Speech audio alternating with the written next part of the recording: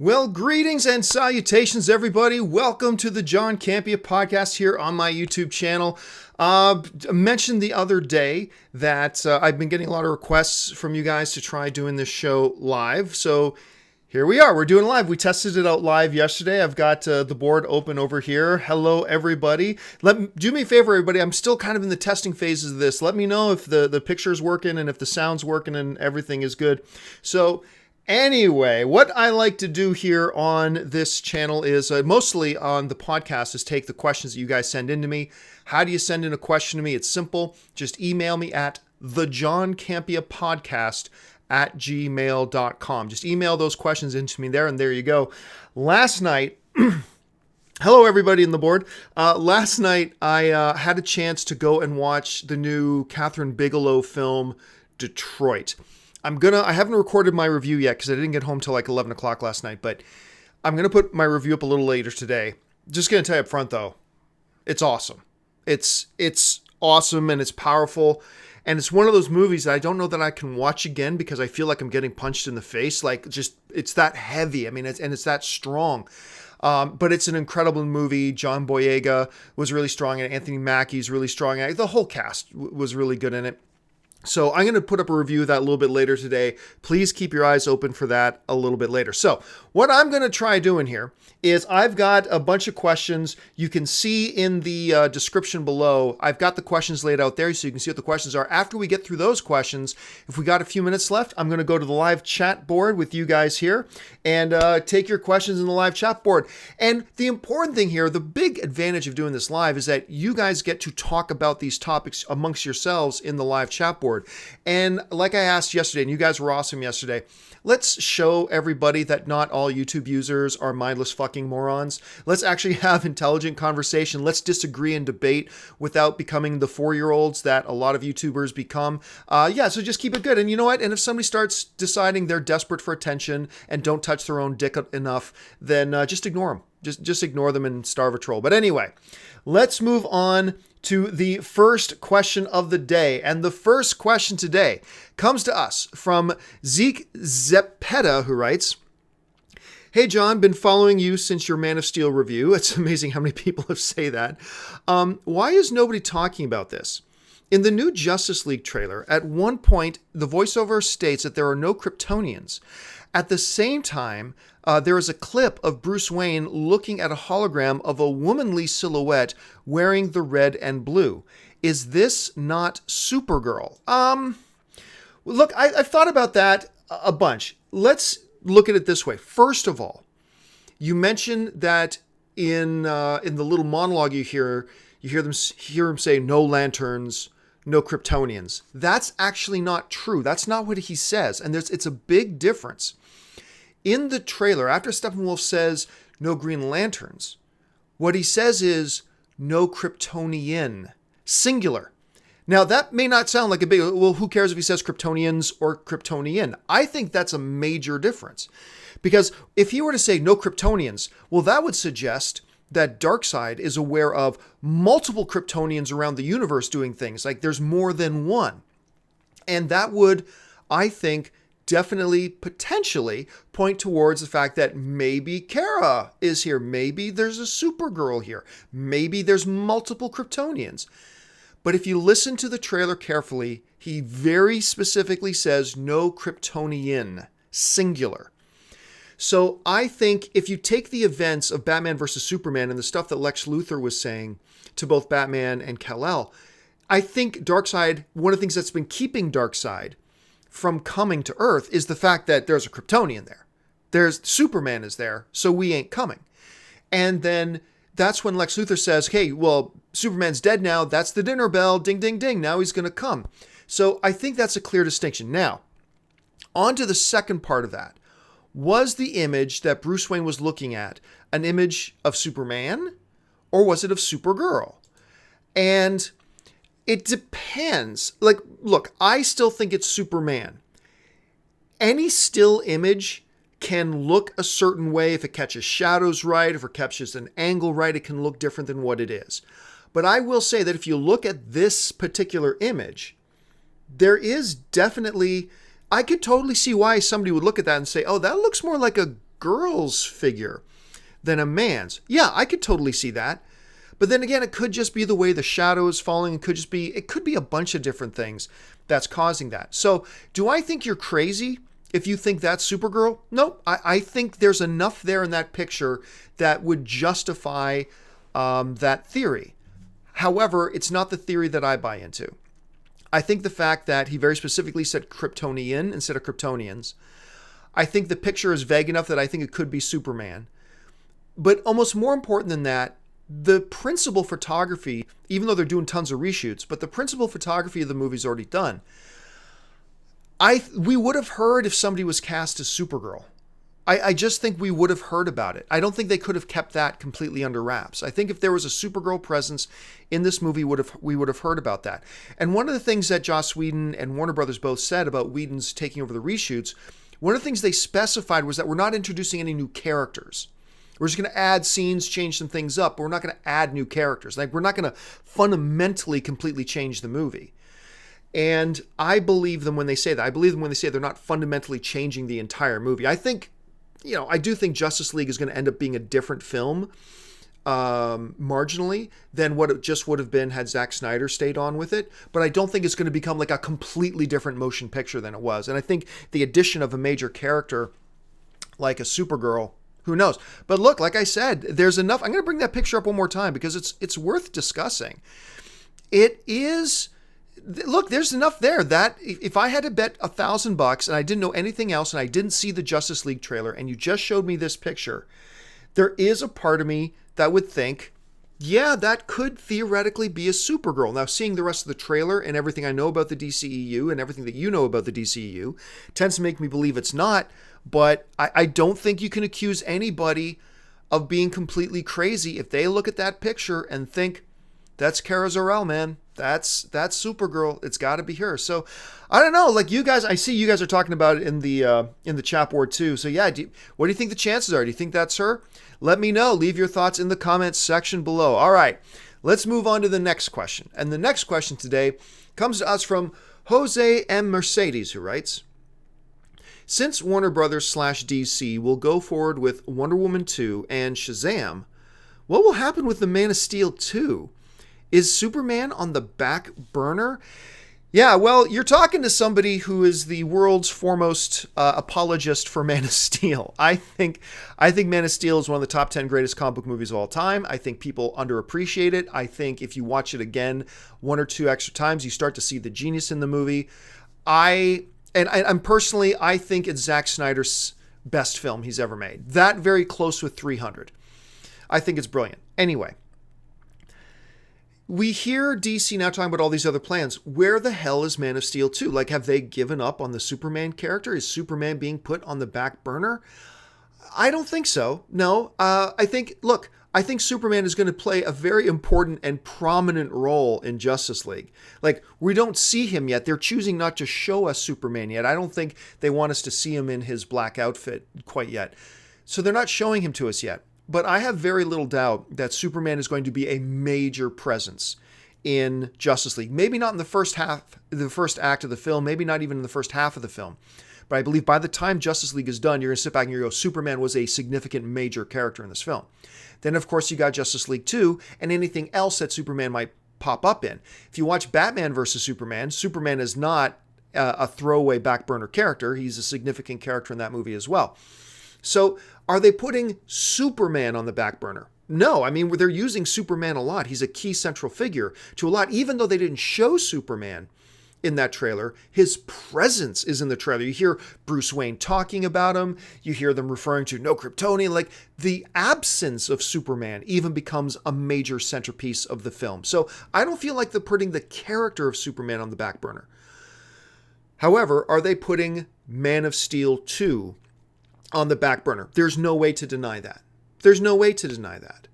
Obviously, they've been putting this movie on the back burner. For whatever reason, I'm not sure.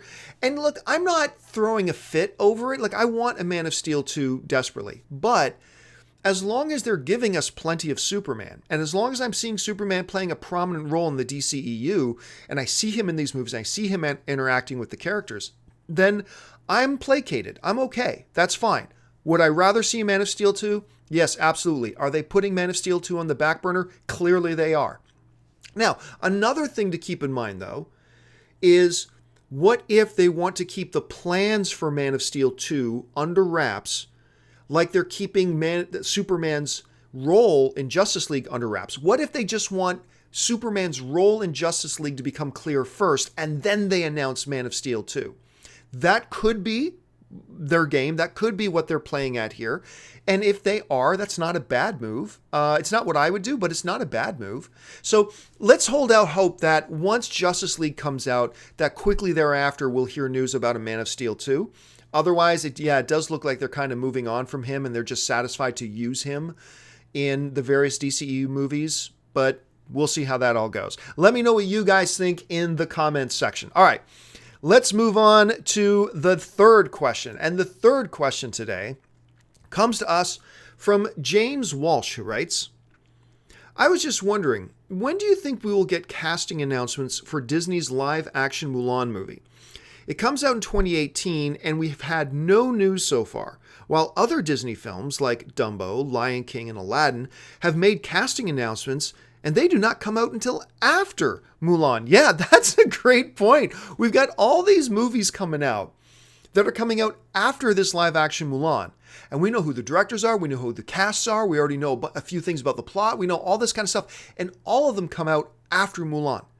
Now, Mulan, I believe, November 2nd, I want to say, 2018. I think it's November 2nd. Anyway, coming out in 2018. We're getting close. We're a year and 4 months away or something like that from the Mulan live-action movie. Why have they not announced a cast yet? I think there's one key reason why they haven't announced a cast yet. And I think that reason is, and I could be completely wrong about this, I'm just guessing, okay? Just guessing. I think the reason they haven't announced the cast yet is because there's really no point in announcing the cast. I think Disney is going to use this movie Mulan as an experiment in, can we make, market, and sell to the audience a big budget motion picture that has no recognizable stars in it? I think that's what they're going for. I think they're going to go for at least recognizable to the North American audience. They may get a very famous Chinese actress who's very, very famous in China or other places around the world. Totally fine. That's great. But I think Disney is going to use Mulan as an experiment. See, can we? Because we all know that big names don't necessarily draw anymore, right? We all know that. So would Disney, as a major studio, be willing to be that first penguin that jumps in the water and test out, can we sell to the audience a major motion picture that does not have any recognizable famous stars in it? And if that's the case, and they're filling this movie with people like most people in North America have never heard of or seen, then it would make sense. What's the point of making a big press announcement when it's not going to get any attention? Because press announcements for casting only get attention if there's a big name in there, like Aladdin with Will Smith. I mean, so we've got that. And we understand that. We like Lion King with, James Earl Jones, Childish Gambino, Seth Rogen. They can do that. If they don't have any major names that any of us would recognize, what would be the point of putting out some big press announcement at this point? So that's kind of what I think is going on. Look, there's another completely viable situation here, that they just haven't cast it yet and they're not ready to do so yet. Maybe they're just working on the movie and they're going to fill in the roles a little bit later. And that's totally a possibility too. I happen to think they're doing that. Now, one person that I think not a lot of people know, not a lot of people are familiar with her name, and not a ton of people are familiar with her face, but she's a super talented actress that I would love to see playing Mulan, is actress Jamie Chung. Now, Jamie Chung, besides the fact that she's stunningly beautiful and incredibly talented and all this kind of stuff, the one thing that hurts her a little bit was I believe she played the character. I don't watch, what's the name of that fairy tale show? Ever After, Happily Ever After. What's the name of that show? I don't even know the name of the show. Anyway, she played in that show that has all the Disney characters in it. She played the character of Mulan in that. And that might actually hurt her chances. Now, granted, and the other thing that's going in her favor is that they seem to be searching for people who can speak fluent English and fluent Chinese at the same time. Jamie can do that. But I do have to admit I'm a little biased as well because Jamie Chung is a friend of mine and Anne's. And Anne and Jamie were actually sorority sisters together in university. So I'm a little bit biased when it comes to that. But I think she would be terrific because she speaks fluent Chinese. She at least has a little bit of recognizability with North American audiences, and she's incredibly talented. So that would be my choice, but I don't think Disney's going to go in that direction. All right, let's move on to the next question. And the next topic today comes to us from Kamal Abba, who writes, "Hey, John, maybe it's just me, but I believe F. Gary Gray is an underrated director. My question is, do you think he's underappreciated? And if so, why, yes or no?" Thanks a lot for the question, Kamal. F. Gary Gray made a big splash, of course, just recently with Straight Outta Compton, which he did a terrific job on. So he did a really good job with that. And then most recently, he did Fate of the Furious. So is he one of the best directors? Is he underrated and underappreciated? I'm going to say no, he's not underrated. I think F. Gary Gray has a good amount of respect in the industry, and I think people appreciate him. I think they do. But I think right now he's got the right amount of appreciation, the right amount of respect. He's a very talented filmmaker. He does some really good stuff with his movies, and I think he's recognized as such. But is he one of the best? I have yet to see him make something that would make me go from, I think he's a very good director, to he's one of the best. Because, I mean, like Straight Outta Compton, which I think a lot of people think is his best movie, and I agree, I think Straight Outta Compton's his best movie. But one of the things that Straight Outta Compton and another one of his best movies have in common, Law Abiding Citizen, the one with Gerard Butler and Jamie Foxx. I think that movie's underrated. I think it's a pretty good movie. But one of the things that I think Straight Outta Compton and Law Abiding Citizen have in common was weak third acts. In my review for Straight Outta Compton, I said that if I had walked out of the theater after the second act, if like they say I got an emergency call and I had to leave the theater after act number 2, I would have thought Straight Outta Compton was in the top 3 best movies of the year. I thought that Straight Outta Compton had a really great laser focus with its narrative in the first 2 acts, and then in the third act, it just kind of lost its way a little bit. Not that the third act was bad, but it felt a lot more muddled and a lot more chaotic and a lot more... it lacked decisiveness that I felt like the first 2 acts had, and it sort of lost its way a little bit in the third act. Certainly didn't ruin the movie. It's a great movie. But Law Abiding Citizen, I had the exact same experience with his other movie. I thought the first 2 acts of that movie were killer good, like stupid good. And then, much like Straight Outta Compton, I felt like in the third act, it kind of started to lose its way and become like multi-directional and lose its focus and all that kind of stuff as well. Some other movies he's done that I thought were pretty good. The Italian Job, pretty good movie. Like no one's going to call Italian Job one of the great films of Hollywood history, but I thought it was a pretty good movie. I thought Be Cool was pretty good. I thought The Negotiator that he did with Kevin Spacey and Samuel L. Jackson, I thought that one was pretty good. As far as Fate of the Furious goes, I liked Fate of the Furious. I had fun with it. But I didn't think it was as good as Fate of the Furious 6 or Fate of the Furious 7 or Fate of the Furious 5 or Fast and Furious 5, whatever you want to call them. I don't think it was as good as those ones. So I didn't think Fate of the Furious was a home run by any stretch of imagination. So for F. Gary Gray, I think he is respected, and I think he gets a lot of kudos, and deservingly so. Does he get the amount of kudos as like one of the top 10 directors in the business? No, but I don't think he's there yet. I need to see a couple of more. I need to see a film that he does that is strong, act 1, act 2, act 3. I need to see that he can start a film strong, finish it strong. I need to see him put out something with a little bit more meat to it than Fate of the Furious. I just need to see a little bit more from him to think that he deserves to be in the conversation, to be in the top 10. But he's on his way. He's certainly a solid director. He's a reliable director. And if I were a producer, I would have F. Gary Gray on my movie anytime. If I was producing a movie and F. Gary Gray's resume came across my desk, sure thing. I would be thrilled to have F. Gary Gray direct one of my movies. But is he underrated? No, I hear him getting a lot of respect. All right, let's move on. The second to last question from email today comes to us from Brian Cruz. And Brian Cruz writes, "With the underwhelming comedies we have had lately, Do you think The Hitman's Bodyguard looks like a comedy to breathe fresh air into the genre? It's one of my most anticipated movies of the year because the trailers have been laugh out loud hilarious. Brian, I'm going to completely agree with you. I have been really surprised, pleasantly surprised, by the trailers for Hitman's Bodyguard. Now, when we heard that, okay, it's comedy, it's Samuel Jackson, Ryan Reynolds, sounds like it could be kind of silly and maybe a little bit dumb, even though I love Ryan Reynolds and I love Samuel L. Jackson. And the premise sounds like it has some promise, sure. But the trailers have made me laugh out loud. I've really enjoyed the trailers a lot. Now, you're also not wrong when you're mentioning that comedies lately have been a little weak, because this year we've had Baywatch, which is terrible film.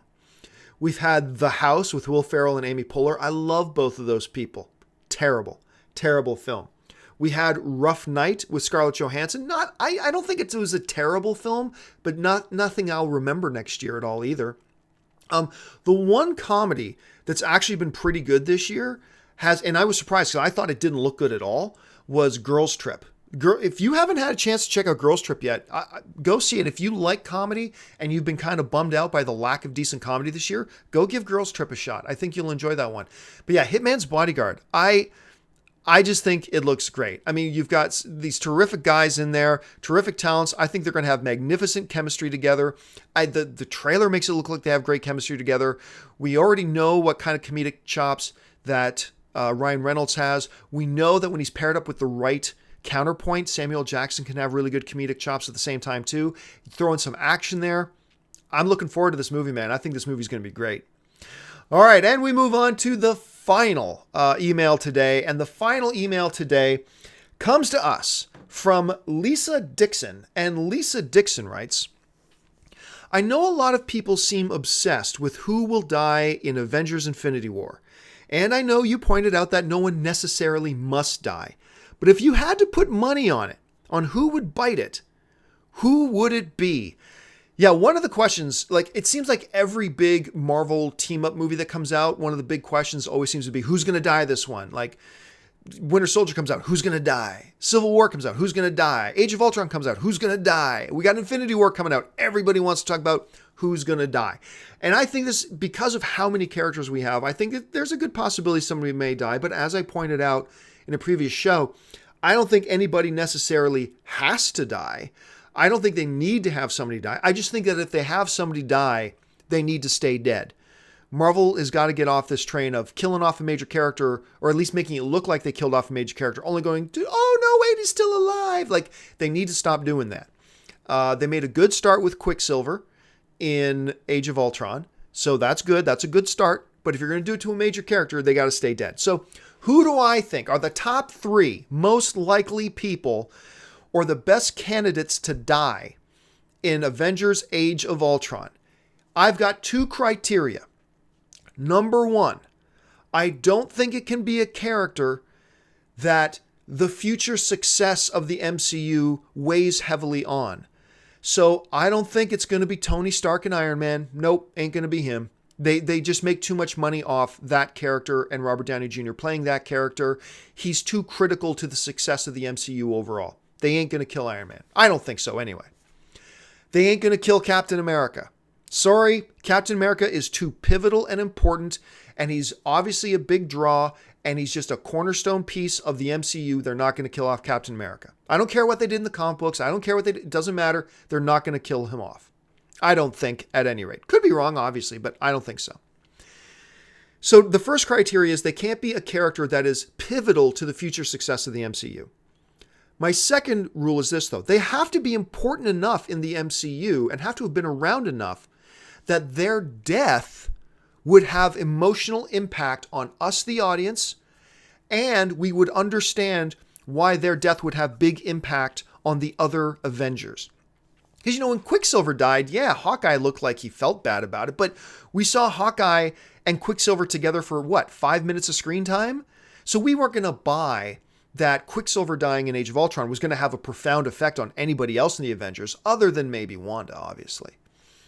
So it's got to be a character that isn't pivotal to the future success of the MCU, but it's got to be a character that's important enough that his death will have an emotional impact, his or her death will have an emotional impact on us, the audience, and we can understand why it would have a big impact on the Avengers. Okay, so here's my top 3 in order, okay? Coming in at number 3, the character I think has one of the best chances to die, the number 3 is Loki. I think there is a decent chance that Loki dies. We as an audience have had a long time to get used to Loki and to know Loki and hang out with Loki and appreciate Loki. We know his connection to the other Avengers. He particularly obviously has a very strong connection with his brother Thor. Thor would obviously, the death of Loki I think would have a profound effect on Thor. So it meets all the criteria. The future of the MCU success does not pivot on Loki, yet Loki has been around enough and has been a big enough part of the MCU that if he dies, it'll affect us as an audience and it will affect at least a number of the Avengers significantly. So my number 3, I think most likely to die is Loki. All right, let's move on to number 2. The second, I think, most likely character to bite it in Avengers Infinity War is Scarlet Witch. I think Scarlet Witch, and whenever you see the top of my head here. Hi, Scarlet. Scarlet Witch, of course, played by Elizabeth Olsen, I believe is the number 2. Clearly, her presence is not pivotal to the future success of the MCU. She's not a Captain America. She's not an Iron Man.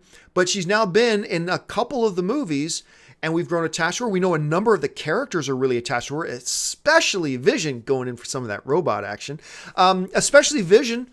Vision would be profoundly distraught. Captain America, Iron Man clearly have affection, like a big brotherly affection for her as well. I think that would be really, and she's been in the movies enough that I think it would have an emotional impact on us as an audience. I think if she suddenly died in Age of Ultron and fell over and died, I think we would feel it as an audience. And I think we can totally buy the fact that the Avengers would feel it as well. Sorry, I keep looking over here because I'm trying to monitor the chat board and seeing all the stuff that you guys are talking about. So my number 2 is Scarlet Witch. So number 3, most likely to bite it, Loki. Number 2, most likely to bite it is Scarlet Witch, which brings us to my number 1 person that I think could die and I think is most likely to die. And I'm going to go with Hawkeye. Hawkeye bites it in Avengers Infinity War. Now, he's always been at the top of my list as somebody who could be the one to bite it. And I think that could very well happen here. He has been in the MCU basically from the beginning. He made his first appearance in the first Thor movie, and he's been around ever since. They've never been able to find, I feel like no matter who the director was or which movie it was, they've never been able to find a way to make Clint a pivotal part of any of the movies. They tried to do it a bit in Age of Ultron, with the farmhouse and all that kind of stuff, but that didn't quite work with most people. They tried to build some history and get us attached to the history between Black Widow and himself. That hasn't really worked the way they wanted it to. So, and clearly the future success of the MCU is not dependent on Hawkeye and Jeremy Renner.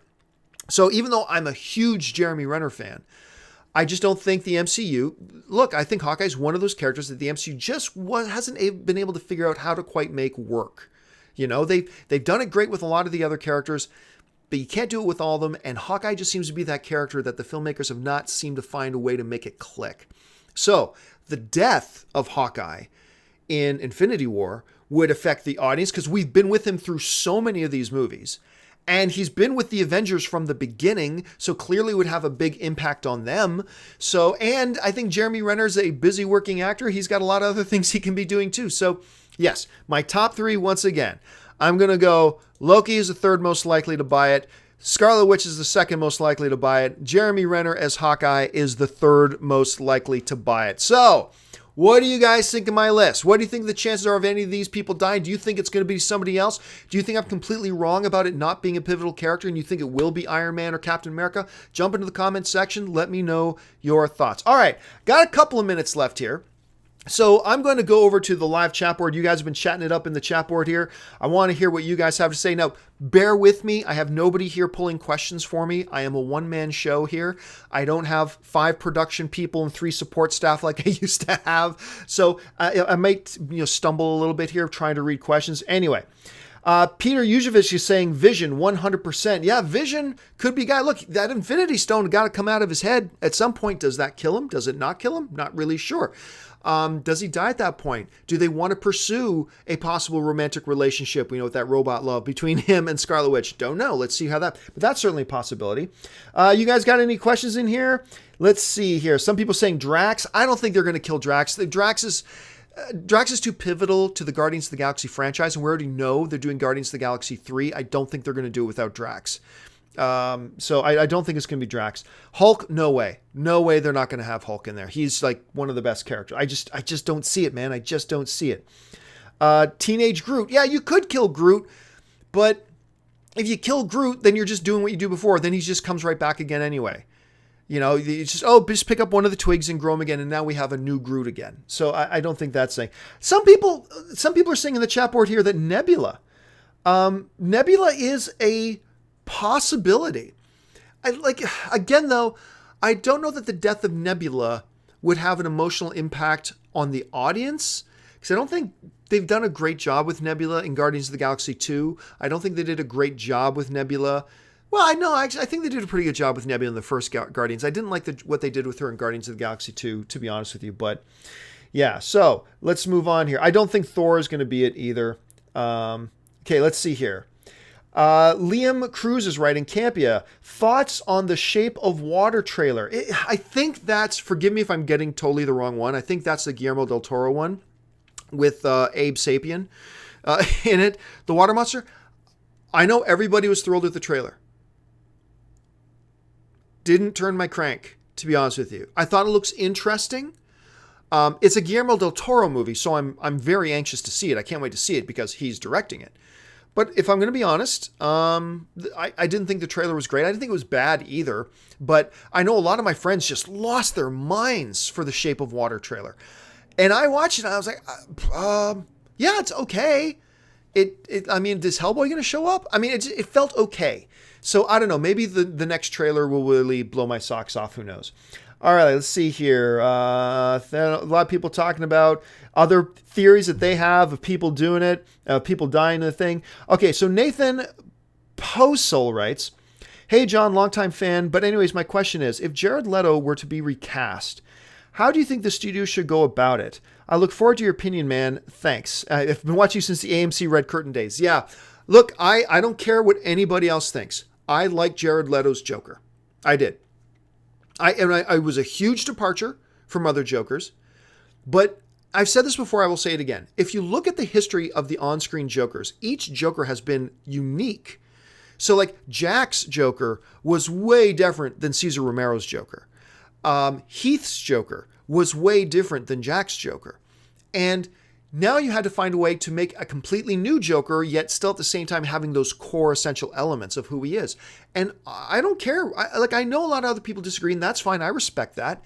But it doesn't change my opinion that I thought the character they created with Jared Leto's Joker was great. And I think Leto played him great.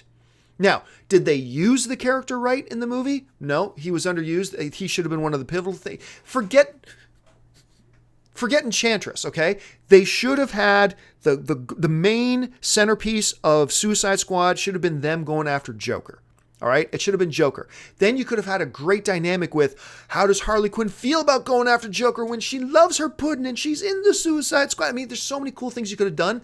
And I think like the big picture miss that Suicide Squad had, and I enjoyed Suicide Squad, but it had a lot of problems. I think the big miss was the fact that they decided to make this their centerpiece instead of Joker. Joker should have been at the center of that movie. He should have been the one that was their target. He should have been the one that they were after. They should have given us more Harley and Joker on screen. Every second, for me, that Joker and Harley were on screen together in Suicide Squad was riveting. I loved the dynamic between them. They had such an amazingly unhealthy, sick, codependent kind of relationship, obsessive and abusive on both their parts. I mean, there's just something about that dynamic they had that I ate up every single second. If they were to recast him, and we've heard nothing official yet that Leto's, I think a lot of people are assuming now that Leto won't be back. Even I'm starting to assume that, but nothing official has been said. I'm still going to hold out hope that he comes back. How do they go about it? Well, now you've got a Joker in the MCU, and you've set the pattern of what this Joker is and who this Joker is. So you can't just reinvent a brand new Joker again because you're not rebooting the universe. This is supposed to be the same Joker, so you got to go out and just get a guy to play him. What's his name? Will Pilfert? Hold on a second. Let me look up he was just in Detroit. Cast of Detroit. You'll know who I'm talking about, right? Will Poulter. That's it.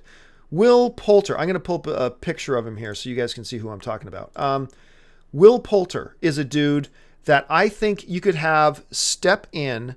Let me figure out a way to do this. Okay, I'll do this here. Okay, I think Will Poulter is a guy you could have step in and play Jared Leto's Joker. I wouldn't have him come in to play a different kind of Joker, but he is a dude that I could see if you're looking for an actor who could play the same Joker that Jared Leto played.